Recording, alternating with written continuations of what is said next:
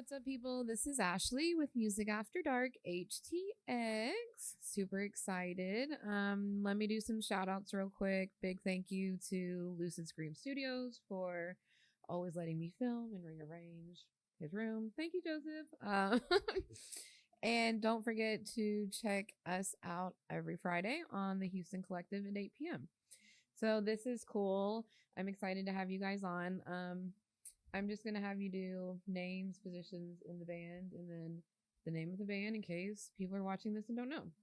So we'll start with the quiet one. Oh, yeah. I'm Erwin, and I do vocals and play guitar, or I try to. My name's Marie. I also try to sing, and I try to play guitar as well. I'm Joseph, and I play bass and backup vocals. And we're missing someone, right? Yeah. Yes. And I'm Mary. I play drums, and I do backup vocals. And the name of the band? TV Dolls. TV Dolls. The TV dolls, yeah. I love that. So where did the name come from? How did you guys come up with the name for TV Dolls? We didn't. You didn't? No, we did. No. Our closest friend, he loves to try to, whenever we were coming up with a name, he wanted to have something like the androids, the robots, some sort of inanimate, soulless something. So he did actually want to do that, but that's not where we got the name from. Yeah. So and I like, but it's true. Like I didn't particularly think they actually matched because we don't, and I like Radiohead, but we don't play things like Radiohead, So if we did, then I'd be the androids. It would be fine. But so I thought, well, what if we come up with a name that nobody's using, and everybody wants to be black, so we couldn't be the black anything. So we couldn't be white because that's already taken as well. So I was like, well, why don't we do some other name? So I thought the name Gesha Doll sounded really cool. And, our bassist at the time, our producer now, he was like, I don't like the way, what that represents. He's like, that's like a prostitute, right? Yeah, yeah. He's like, that's not what you play about. I'm like, but we can. But we know, but we don't. And so, but I like the word dolls. And so I was like, well, you like androids and robots. So why not like, TV dolls? Because apparently like you want it to be like all Stepford wives and just robotic and everything. He was like, yeah, that sounds good. And I said, yeah, okay, we'll roll with that. but then, I like her explanation. Let's hear Marie's representation. No, I like it. I like it. No, because I feel like it's evolved into something, but it's okay. No, but that's not where it came from. Just say your stance. No, that's it. We actually had whenever we talked about it, and we were like, okay, we'll give it a shot. We'll see how long this name sticks around, and it just stayed. It stayed longer cool than my dog and my 2 wives. I've never been married. How long have you guys been together? Joseph and I have been dating for about 10 years. No, how long has the band been together? No, we've been together collectively for this project about a year, a little over a year. Okay, so Are you guys all from Houston? Yes. So did you guys know each other in like high school and stuff? Or how did you guys all meet each other to get into projects? Yeah, I met Erwin. We worked together back in like 2006, and Yo. Yeah, it's crazy. Yeah, who works in 2006? We had jammed at that time before, but we kind of lost connection, and I just happened to see him at a show at BFE, and we kind of reconnected. And he told me about this project he had going on because he had the other. What project was playing that night? The Cool Arrows. That's right. Mm-hmm. I say, what project? Like, if I'm not in it, he wasn't. But I wasn't in it at that time. At the time, he wasn't. But we exchanged numbers again, and he told me he needed a drummer for TV Dolls, and I was like, yeah, I'll try it and see how it works out. And that's how we started jamming again. And then met Marie at that time too. And so, yeah, we all just kind of like reconnected. Well, Erwin and I did, and we got along so well. Like the whole band just kind of we have similar interests and similar personalities in some ways. We're all different, but however, we all share the same love for music and the craft of what we do. So it's great. I think what he left out was I asked him if he knew a drummer, and he said, "Well, I used to play drums. That was the first thing that I played." I'm like, "Okay, are you still good at it?" And he's Nope. like, "No." He's I'm like, like, "Well, "I you're still a play band. drums." Yeah, that's it. I just need you to play better than us." And he's like, "Yeah, I can do that." And so that's how that started. Yeah, I asked him to play, and it was very apparent that I was better at that. If you want to have a really funny laugh, just put Marie behind the drums, and just tell her to do basic beat, and it's really funny. She's like, "Wait, what goes first?" I'm dyslexic as ever. So She's my dyslexic. lefts from my rights and my foots and my nope. I You're just like, "Mm-mm." as much as I try, I'm not sure how dyslexia ties into rhythm, but I that's just okay. it messes. you know. It just my counts. It's a real thing. It's real, man. It's real. It's there. Thank you. Well, yeah, no. And then how did You know, I met Erwin back in college at U of H. I think that was 2011 when we first met. And then I mean, Yep, that's how that origin story Yeah, started. that's cool. No, yeah, that's- and then Yeah. Mary came after, and she actually interviewed. Oh, Joe at an yeah. old job. I know Mary because she hired me at a undisclosed music store that will not be named, and that's how I know her. And so when I was stepping down as a drummer, I had posted on Instagram, "Hey, this band needs a drummer," and she hit him up, and That's cool. And, So social yeah. media helps. Yeah. yeah, Mhm. absolutely. It does. What you guys are doing helps, like putting that stuff out there. People hear it. People hear it. Well, you guys have done. So you've only been together for a year. Mhm. You've played at some pretty cool places. Yeah. Mhm. Is there any place in Houston you haven't got to play yet that you'd like to play? Like, no, we've been everywhere. I mean, we have, so I think our next ones that we have lined up are Scout Bar and Warehouse. We just have Um, Kickback Kickback Bar. for Yeah, our yeah. single release. Yeah, those are the ones that we haven't played that we have coming up. Cool. I mean, Okay. honestly, You never let a man do what? I said he'd be watching something back there. I've heard that line before. Yeah. we've been wanting to play like at every place. I don't think there's a preference on where we've been wanting to play. It's just like let's play everywhere if we can. Like if Discovery Green wants to do it, it's like, hey, why don't we try that place? But there's never like, oh yeah, we got to play a House of Blues. Like, no, it's just if we get to, cool. Honestly, it's more of the vibe than anything that we go for. Who Like, who does we're playing. the booking and stuff? Like, do you do all that? Like, how do you guys find shows and book shows? Like, what's that process look Oh. I like? think it's a collective effort between these two. Okay. Well, no, it's Yeah, actually the band and the performance. Yeah, recently we Okay. haven't actually been reaching out or People have anything. People been- have been reaching out to us. That's a and good problem to have, right? They're like, hey, Yeah. we saw you at the show. We wanted to see if you wanted to play with us here. I'm like, okay, cool. That's cool. Do you Yeah. guys go out to shows like Mhm. Yeah, Yeah. we do. when your nights off, I guess, right? Yeah. When you're not having band practice We're not- or we're- family stuff or whatever. We're not writing and stuff, then yeah, we go out and try to see like a lot of the local scene just because it's something that I've always wanted to do when I was younger. And now that I'm older, I'm a musician. I want to go see other musicians, and it's more fun. I think it's. Oh. No, it's fun.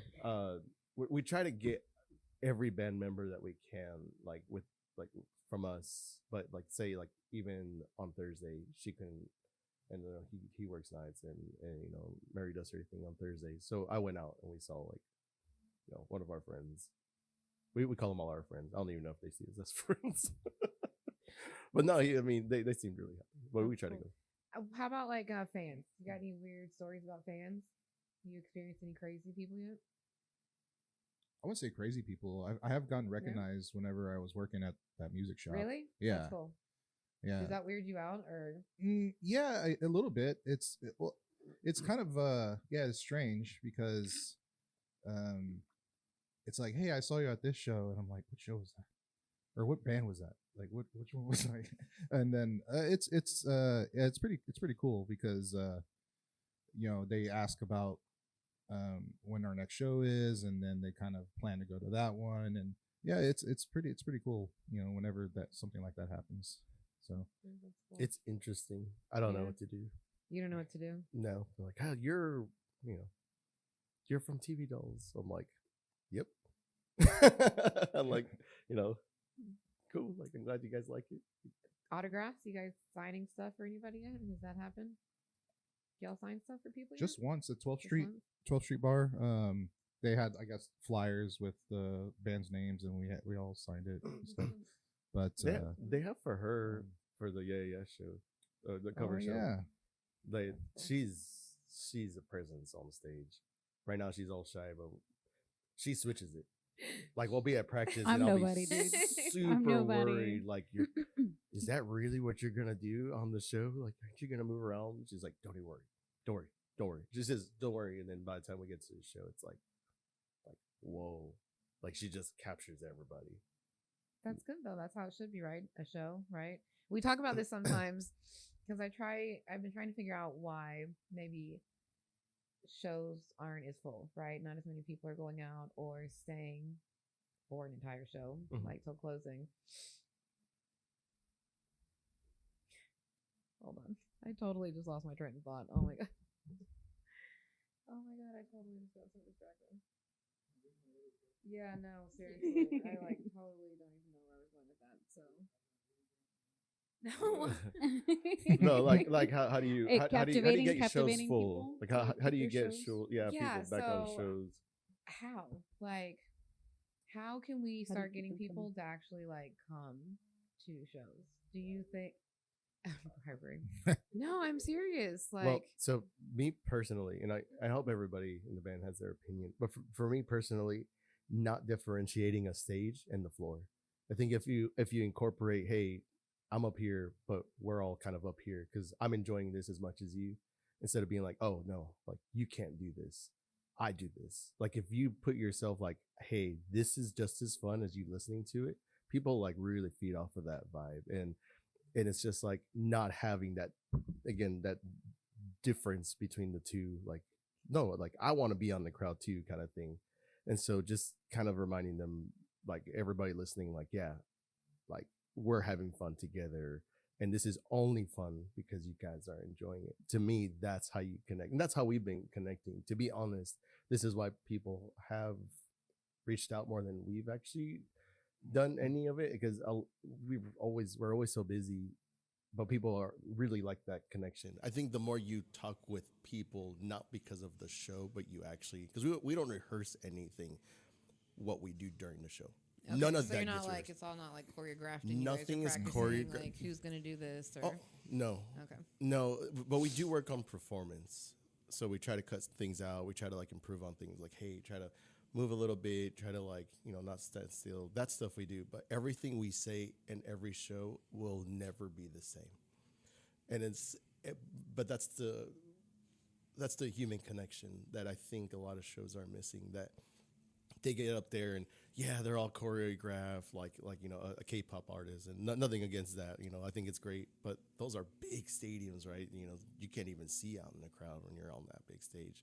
When you're in a local scene, you see everybody's face and they're having fun.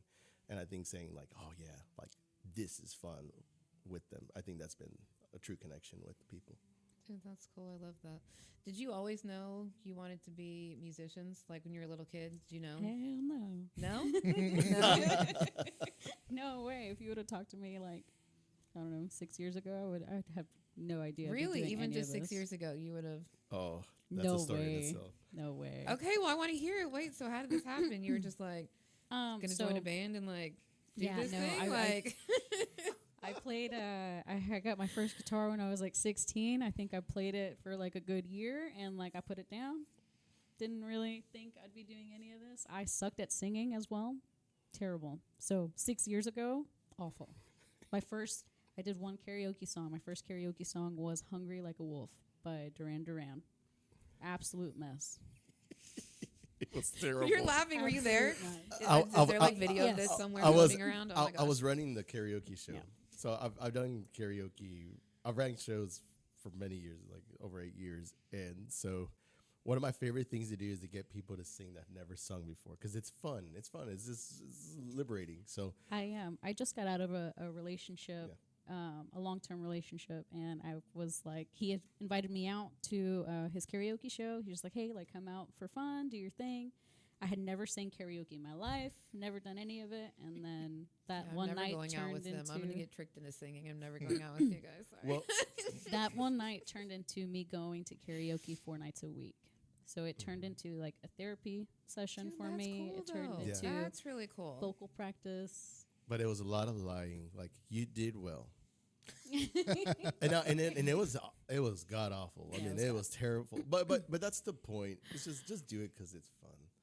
I mean, and that's when it. Some came people down take to, karaoke really serious. Though. Well, so man. she started to take it serious, and I asked her. This is how she got to where she got to. I said, if you really want to, like, enjoy this and you want to get better, now's the time to get criticism, and this is how we're gonna grow. And that's when she's like, oh. Am I gonna like this? I'm like, nobody likes criticism at first, Yeah. but once you see that growth, then you welcome it. It's very good. Well, and it's better to be told the truth, right? So you know. Absolutely. Like I've seen those American Idol. Some people lied to some of them. Mm. No, I'm serious. There's people that think they're really good. Then Oh, for sure. Yeah, we've seen. do Yeah, you get no. nervous though, since you I've- like weren't? Every show, every Yeah. night, whatever. So actually, he stopped running karaoke shows. I started running karaoke shows, and I run karaoke shows every week, and I still get nervous every show. So despite whether it's us doing a band thing, us doing karaoke, like I'm sweating. I'm sweating all the time. I tell everybody because they're like, "Oh, you look great. It's fine. You did like awesome. How are you like so confident? Whatever." And I'm just like, if you only knew. Wow. At least you play it off. Like the first. Yeah, you must play it off really well because I first- had no idea that. No, I'm just like, hey, touch my bits. It's the first time we played at White Oak. She turns to me. She goes, "I'm gonna throw up." Right before we got on the stage, I said, "Girl, get on that stage right now." Yeah. She did. She turned. I'm gonna puke. I'm like, "Oh my god!" It's like it's fine. It's fine. But it's, yeah. Do you ever get nervous? Do you get nervous? A little bit, but once you're on stage and you play that first note, it's like, oh, I practiced this a million times. It's not. It a just big kind of deal. takes over, right? You've just done it It's so like much autopilot that, in a yeah, way. you kind of just. Yeah. Must and- be nice. I mean, you do your homework. You know how to perform. So. Did you Yeah. always want to be in the music business, like when you were a little kid? Yeah, like when I picked up my first instrument, I definitely wanted to do that. I never saw it as like something I wanted to do, I guess, career-wise, because when I was little, I wanted to be a doctor. That didn't happen. But You're not a doctor. I thought he was mean, a doctor. Don't Oh, you no, do, I'm don't, not. don't you do my Unofficial. physicals? I diagnosed you with This is something. I don't true. remember what it was, but He, he does my prostate exams every year.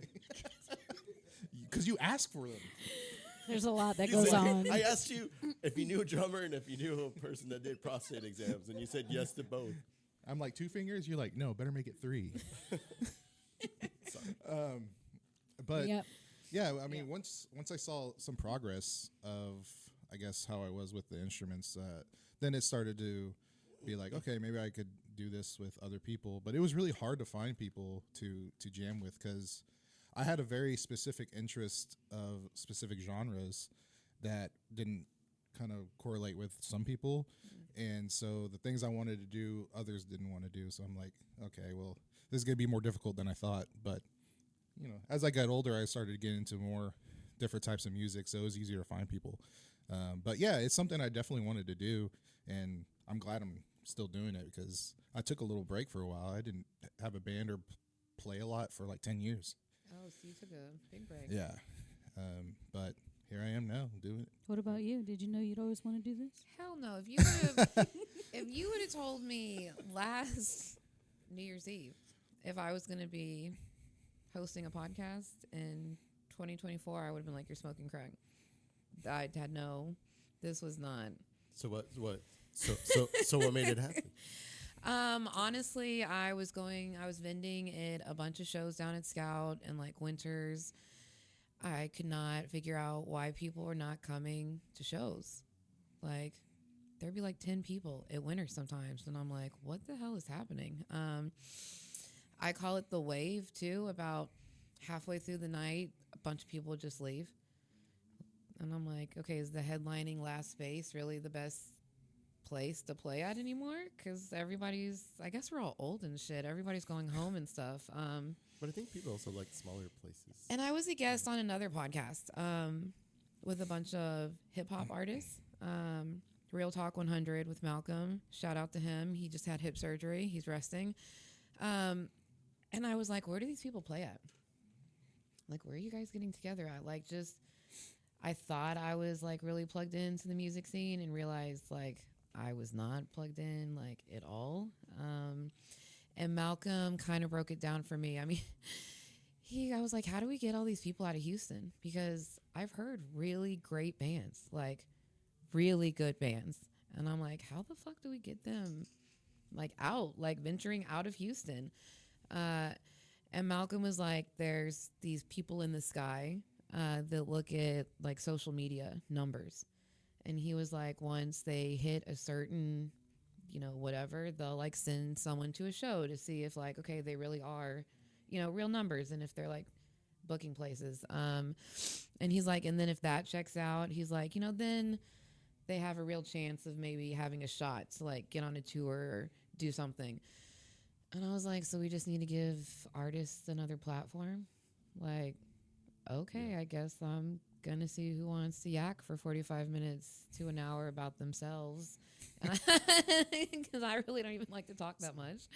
And make it fun, like usually we're So drinking was there and stuff. was there a specific band that like inspired it? Like, I want them to get out there. Like, this is what. I mean, I would say my dream list. When I first was like, okay, who am I going to reach out to? I like came up with a list. There's probably like 10 to 15 bands on it. I would say half of that list is done. And then there's people like Frankie, the owner of BFE. Do you know what I mean? We're trying to collab and work that out because I think he has some killer ass stories and a lot of like knowledge For sure. to share on people. So we're going to be making that happen. That's exciting. So, I mean, I have some, and then it kind of honestly shifted too, because I've done a lot of bands from the North Side, but I've never vended at any venues on the North Side. Yep. Right. So all these bands from the South Side, not a lot of them have been on my podcast. So I kind of used to joke about it a lot at the beginning, like this North and South divide that I really think is a real thing that we have. You know what I mean? Like, like, what's wrong with the music scene? Well, I think there two is this different huge worlds, divide, and it's only a 45-minute drive, but it's a huge divide. It usually stays centered in those areas. So it's been interesting because bands that I've seen a lot and hung out a lot with haven't really been on my podcast. And it's been bands from up here, which I asked that, like, where is there a place that you played that you haven't got to play? Because I'm trying to get some of these Northside bands, like, down into Scout. Like, Held in Orbit is going to be there. You know what I mean? I'm like, come on, let's go. Like, I'm calling Chris almost after every podcast being like, okay, you have room on a Thursday. Like, let's get people places, right? Because venues are closing too. Acadia is closing. What, the Concert Pub or something, right? Or there was like a couple other places that closed. Yeah, they closed this last year. How do we keep that from happening, right? If people aren't going to shows, then venues are going to close. Yeah. It's like, what do we do? Help. How can I help y'all? Seriously. Like, that's really what this podcast is, just trying to help. Honestly, you guys. That's why I haven't messed with like doing it live, because, sometimes we say things that we regret later, so we can edit some things out. Yeah, no, I would have not thought I was going to be doing any of this. Definitely did not think I would have hooked up with the Houston Collective and Yep, they're awesome people. all of that's happening. I mean, I don't really think that's honestly sunk in yet. Like, I talk about it, but I don't really think that's like sunk in that I'm a part of that. So Maybe it doesn't feel that way because you've done 20 plus shows, right? yeah, And so, I'm like a baby podcast. so still, well, so. no. I mean, like that's a lot of shows already. So maybe it feels well vetted. So like maybe you feel like you're at the place where you need to be at. Because maybe like if you were 3 shows in, you'd be like, "Whoa, this is awesome!" But right now, you're like, "This is great. This is the next step." So now it doesn't feel like you skipped a lot of steps. Now it just felt like you I'm landed gonna where you start needed crying, to. dude. It's cool. I'm like, I really am excited about it. No, we can tell it's you're a really passionate, cool opportunity. and we all love all of you for that. Yay! Because it's very difficult. You asked a really great question earlier. How do we book shows? We don't know. Because if it's hard for you guys to book it that are connected, it's harder for the bands. Because Well, and I didn't realize until I interviewed Apex Fallen that like booking agents and all that is like a real thing. Yeah. And like sometimes you Yes. can't get into a venue Correct. unless you Yep. go. And I'm like, wait, I'm sure that's not free, right? Like, I did not know that was a real thing. and this is why like I kind of want to go on record to say, and I like that you asked it. Really connect with the bands. Stay all the way through. Don't leave. If you need to leave, like apologize for it because people do have lives. Like they got kids or something's coming up. But I mean, don't just play for your own kind of like self growth. Like you got to also support the local scene because you are the local scene. If you're playing on the same stage as these bands, support it too. Like we need to support each other. So stay all the way through. And yeah, it's weird, right? Because is the last space the best but space to play in anymore?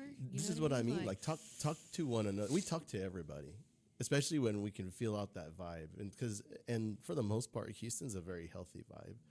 Most bands are just super open, great about like your music. I don't know if they're lying or not, but at least it's fine. Like make me feel great about it. That's good. Like great show, and I'm like, yeah, y'all did too, and we mean it. I think networking's probably important, right? Oh, absolutely. Making friends with, and y'all have merch too, right? We do. Are you big supporters of having the merch? I have a huge collection of band shirts, band tees. I actually went through my closet this past week. Have you counted? I went and I took a bunch of stuff out of my closet and I've started hanging up all my band tees because I'm like, this is too much to fit in my drawers anymore. You should have isn't there places that can turn shirts into quilts and blankets and stuff? Oh, for sure. That? Yeah, y'all should look into that. That'd be cool. That's dope. I like wearing mine though. Yeah. Hey. I put their bracelet up yesterday. Do you guys wear your own merch? I asked that question. It's so funny as I'm wearing my own merch on the podcast. When it's not band related stuff, When if it's I'm not going band-related out shows, grocery yeah. shopping or something, I'll wear it. Yeah. Yeah, we wouldn't go to somebody else's show and wear our shirts. No. Yeah. No. Or wear our own shirts to our own shows. Okay, see, that's what I'm No. asking because some people are like, no, and some people are like, No. yeah. And to each their own, right? If they do. There's no right or wrong answer. Because I know we just saw a show where they were wearing it, and I think it's cool. Because you like your own designs, right? Like you want to wear them. You do want to wear it all the time. It's just very difficult. You're like, oh, I can't wear this. I don't know. When I'm at somebody else's show, I'm there to support them. It's not about you. Yeah. We did. We sold out. Yeah, So- so we actually have decided that we're making all of our designs exclusive. So once the limited run is done, it's done. We- So we're not bringing it that's back. that's We decided that from the last band. We said every run of our shirts is just that run, and it's not a a Nintendo scheme. Like, oh, that's it. This is all. This No, is it's limited. more of the just- scheme that we know what era you're from. Yeah, Yeah, so you're so gonna we know which know. shows You're the you OG. came in. Yeah, Oh, you're how from long that era of they've the been band. Yeah. Dude, that's very clever. Yeah. That's a very cool idea. That's so smart. More bands, come on, y'all need to start doing that shit. That's Well, yeah, I mean, because if people are your fans, they're gonna want the next one, and that's the fun part. It's and we're all fans of music. That's why we're all in the scene. That's why you're listening to this podcast. You Yeah. love music, and so think about the band that you're, first band that pops into your head. You wouldn't buy the same shirt again. I mean, sure, if it was your favorite shirt, but you'd wait for the next show and then buy that new shirt. It's just it's fun. Yeah, that's cool. Where do you guys get some of your inspiration from? Because I think you guys have a different sound. Like, Where do you see us? Where do you? I don't know. It's just not. I mean, what I've seen isn't like the yelling, screaming. Like, that's not y'all's vibe, right? What do you think? Opinion? Oh no, I mean y'all just have a different sound than what I've seen with her. Yeah. If that makes sense.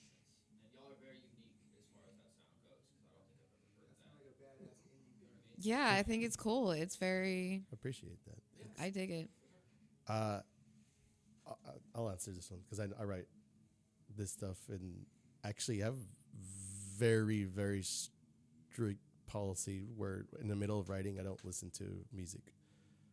So I play whatever like feels right and whatever story I want to tell. So in the middle of writing, I don't listen to anything. Like I'll have car drives where I'm not listening to anything. Like, there's just silence and it's just whatever, like where my thoughts are at.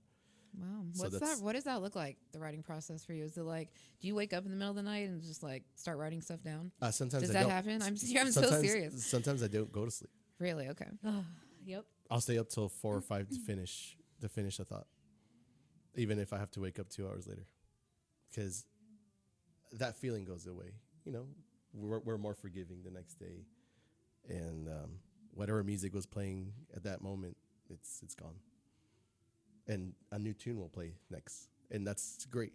But at that moment, that's how I feel, so I have to put an idea together. Or even like on the go, like there's like, I can't tell you how many snippets in his phone where it's just like small, I don't know, 10, 15 second recordings of just like Voice notes, voice memos, but they're just like They will- random notes, kind of no words, or if it's a word, it's like stuck in that word. Like it's just wild. There will It's never not- be an interview.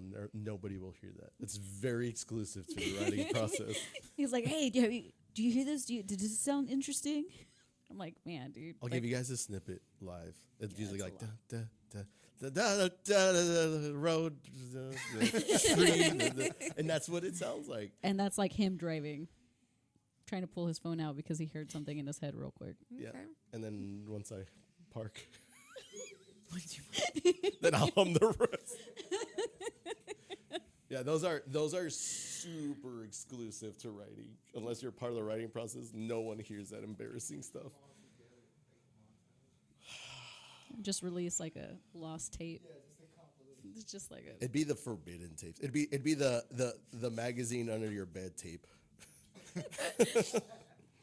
You turn it on when you don't want to feel lonely. So you do the writing, and then do you bring it to the rest of the band? And like, hey, I have this. For this first album. So for this first album, I put in about 30, 40 hours into it before 34. Hold on. I'll keep this short. 30, 40 hours in, 10 or 12 versions, and about 3 or 6 months before they hear it. Really? Mm-hmm. What if they don't like it? So he works on it directly with our previous bassist, Okay. who's now turned our producer solely. Okay. So it's like they have their bromance on the side, and they'll like come and they'll be okay. like, "Hey, check this out." That's cool. Eventually, By the time, because we have very similar tastes of what we like in music, we have our specific stuff that we like, but collectively we like this project. So normally, if it doesn't sound like it's cohesive with the album, that's what he does first. So that's why I don't bring it to them.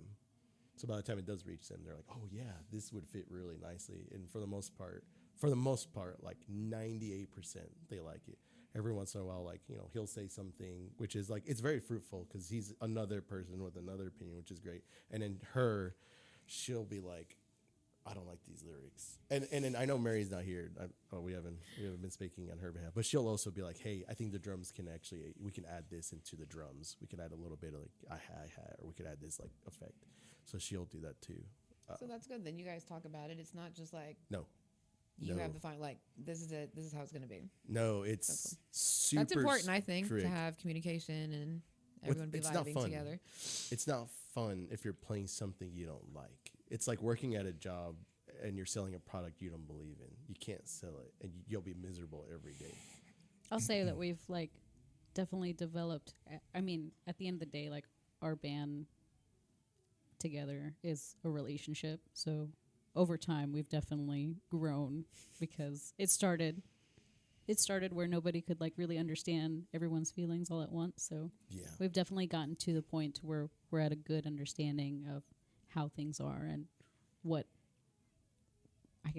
our role and how we can contribute as well. So it's not. He's the hardest cookie to crack because he doesn't listen to any of that genre that we write. And so, I mean, every once in a while, it's not my preferred genre. What is your preferred genre? Do we have Anything a- and everything, to be honest. It's with you. prog yeah. rock. No, It's for prog sure. rock. Prog Everybody. rock. Prog rock metal. 10%. Yeah. Metal. I like Tenacious metal. I D. like prog rock. I like thrash metal. I like death metal. I like K-pop. I like pop. I love He does indie. like I K-pop. love. He does like K-pop. I love everything. Are you a There's a- Swiftie? Are you low key a Swiftie? That's actually not one He's like, artist I "Wait a don't minute. listen No, to. you've gone too far. But, No, but we've but covered he a is a Britney Britney Spears. Spears song Oh, yeah, yeah. because, He likes because Britney of him. Spears. Yeah, and a lot we of that. covered Toxic Yeah. for a while when I was the drummer, and I think when we were practicing, I actually broke my bass drum head because I was going too hard. I was like, "That's what it's supposed to be, right there." Yeah. No, it was fun though. If I tell him Yeah, we Backstreet covered Boys a are bit- in sync, he'd be 100%. Oh, dude, No Strings Attached, great album, great album. But yeah, it's like when I do sit down and try to write for, this band, and it comes out as heavy metal. I'm like, no, get away from that. So it's really hard to stray away. But that's one thing I want to do for this next coming album or the albums, in the future is sit down with Erwin and kind of help with that process too, because, I would like to, share my thoughts and, see what he thinks of them. So. I feel like the freshman album should always be like the vision that sets the foundation, and the sophomore album. This is just my own philosophy, like researching bands. The sophomore album should be a collective because that's the true sound of the band. Because this is the feeling, this is the band, and to me that feels like a good growth process. Because I feel like if you're trying to, That's a good way to look at it. I've never heard it like that. it's too many cooks in the kitchen. That's usually when bands break up very early. Because it's like, no, it's my idea. And it's just like, there's too many visions, which means that there's no soul feel for the actual tone of the band. Well, and I've seen that. I'm like not naming bands, but I've literally seen Yeah. that. You know what I mean? And you guys you do spend so much time together. I would imagine you become like family, right? So you have to be able to vibe. It's strict. We have to be friends first. Yeah, actually, a lot of people have asked us What's why, the secret sauce? what's the secret? Because we just seem different, even when we're out or like when we're watching. We or wanna be other around each bands other. playing. Yeah, Yeah. it's like we want to be together. Where after we've seen other people play, and it's just like everybody kind of goes their own Right. separate ways. It's like job's done, we're out. So I've been in bands where right after we were done, like I don't like we just go in separate ways, and the music shows that. So you translate that from the stage to the people, but when you're just all The friends on- audience picks up on that stuff too. Like fans notice that stuff too. By the way, just when Yeah, you think for people sure. aren't watching, like Well- slinging candles, You're I like, know "Oh, just a that's lot of kinda stuff awkward." just selling candles. Like, But again, you asked why don't people come out? Who wants to be disconnected while they're listening to music? So when you're playing on stage as friends, and people want to be your friend, because we're already friends on stage. and so we they're want to like- be people's so, friends. right? So then we all become friends, like with the people that come out, and it's cool. Like we don't even see them as. So when you ask about fans, I'm like, well, we try to be friends with the people that like it because we're like, oh, you like this, really?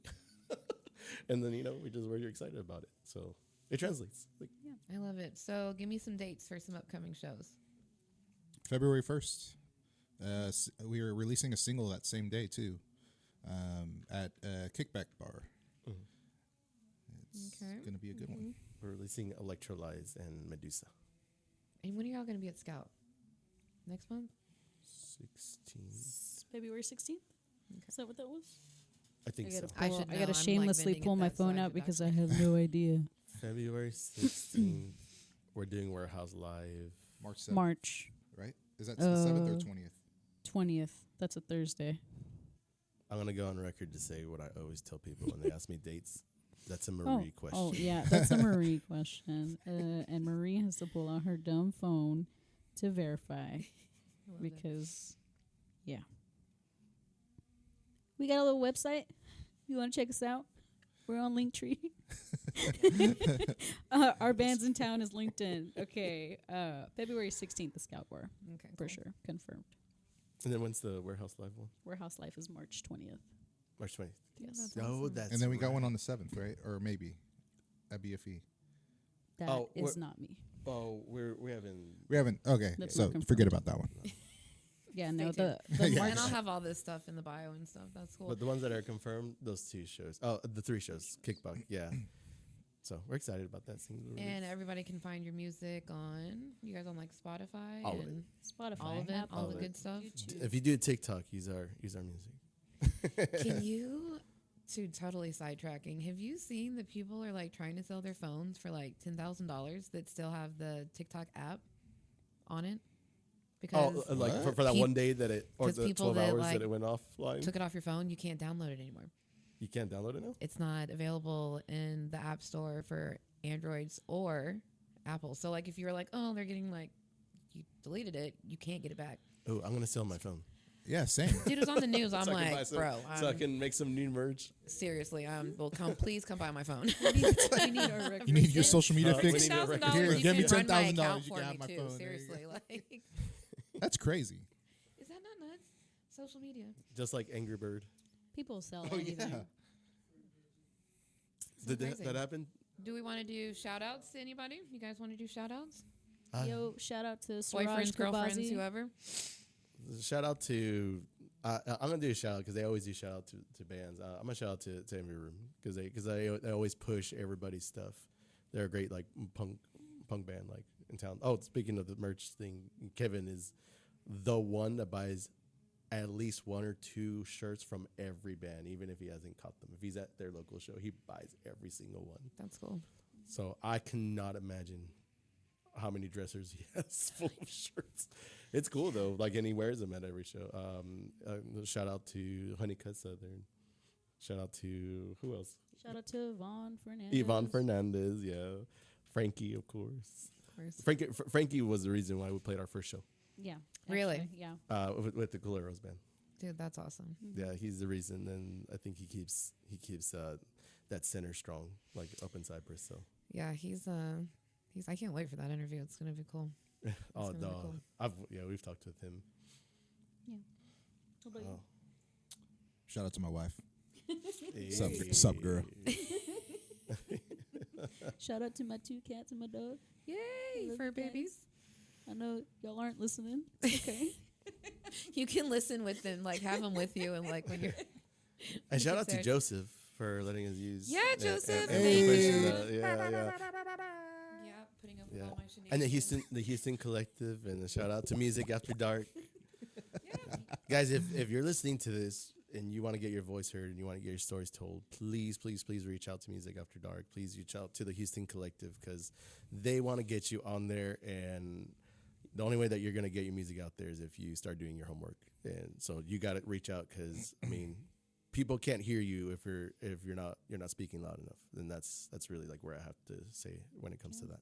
So please, Go please, out please to more shows. go out to more Yeah. shows. Support local music. Support your Support friends. everybody. I feel like Support your friends. once you're like, once you're in it, I have one more shout. That's how it is. once you're, I feel like so much of our own personal love and friendships go so much farther than what everybody else thinks. So it's like, the more we build ourselves up, Yes, let's do this. Actually, Seriously. I have one more shout out, only because, okay, I have a shout out for Shame on Me and everybody in that band because it was because of that one band that we actually did get to play at a lot of great venues. And it's because of them that they put our name out to Messiah. That's cool. Yeah, it was, I and love they've that. they've been our biggest supporter. So Dude, I love that. And because it really is about sharing. Yeah. So, like, people that are on this podcast, you know, I pass them over to the Houston Collective. Like, it's an awesome platform. Come on, get in my DMs. Let me help you. Seriously. have you interviewed them? Who? Shame on Me? On Me. Mm-mm. Yeah, I get have them on. not. They're great.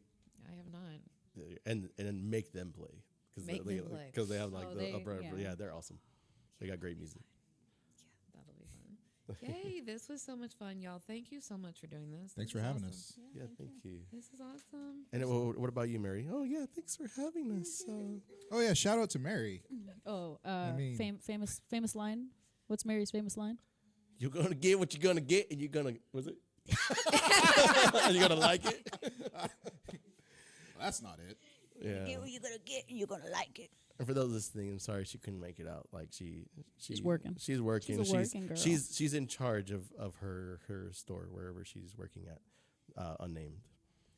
So Unless you want it. Unless they want to sponsor. unless you want to sponsor, Love it. but This was so much fun. Thank you guys. Thank you guys. Thank you guys. Thank you. Yay. Absolutely, yeah, it's fun.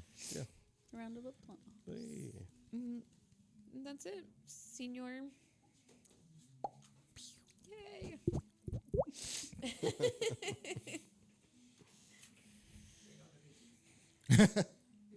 Yeah, we're the I'm glad- midgets. Hey, I bet you could shoot one of them.